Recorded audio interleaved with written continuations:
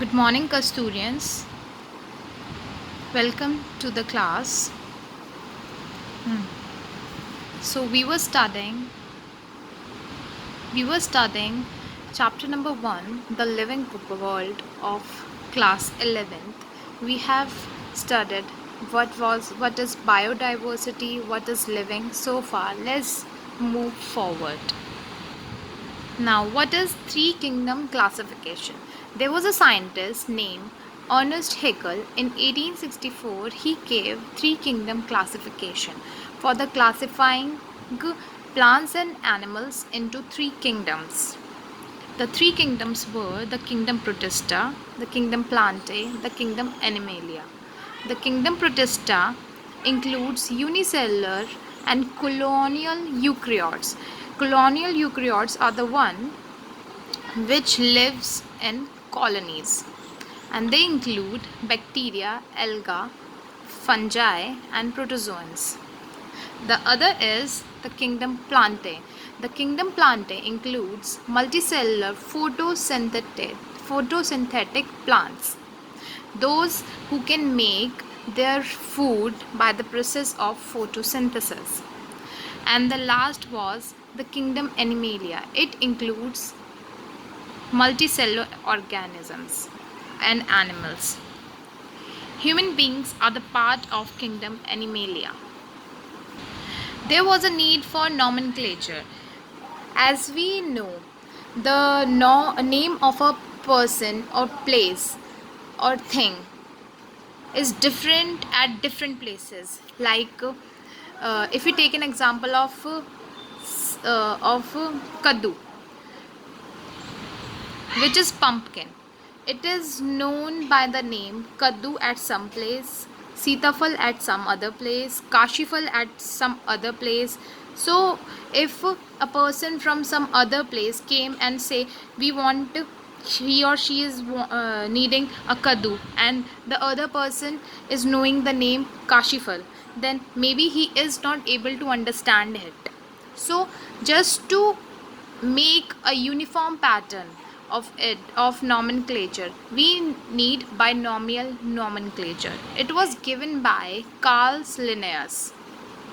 Even he named himself in binomial nomenclature system. The binomial nomenclature consists of two components. One is generic name and the other is species name. The scientist Carl Linnaeus later on said his name also consists of two things. Carl's is the generic name and Linnaeus is the species name he defined for himself.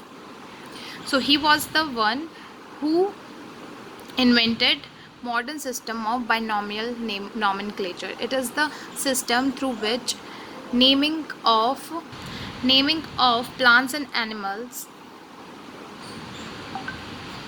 can be uniformized. We have some rules of binomial nomenclature.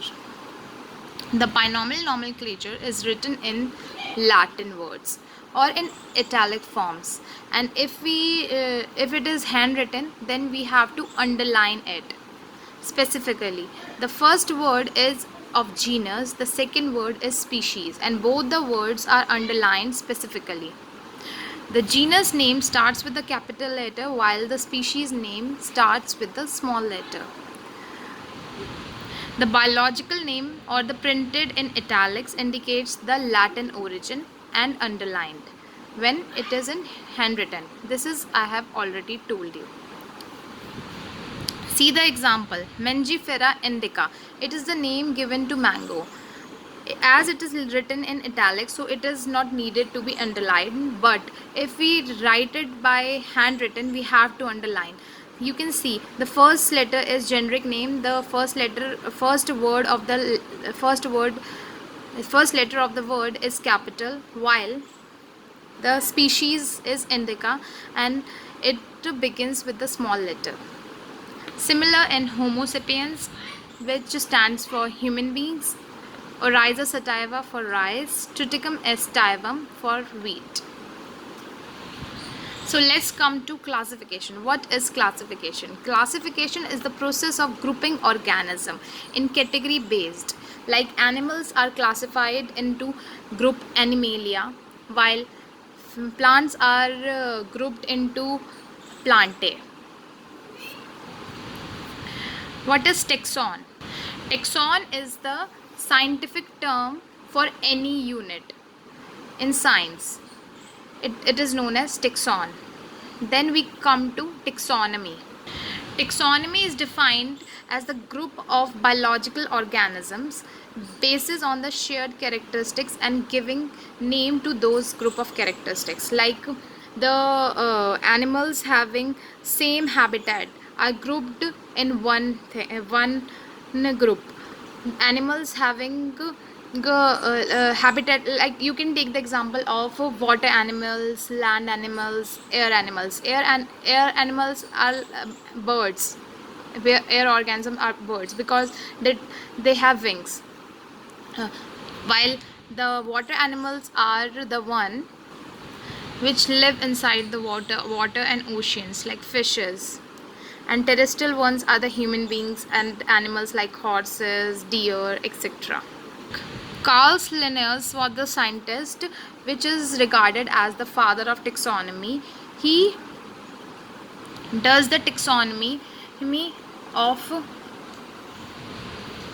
organisms, and he has main characteristics to be studied upon: their characterization, their identification, their classification, and then naming. Naming is known as nomenclature. Now we came across the systematics. Everything has to be arranged in a systematic order.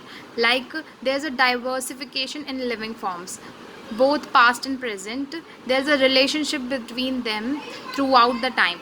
So the Carl Linnaeus kept it in mind and classified every organism in a systematic way. This is all for today. After, in next class, we will be studying ahead. Thank you.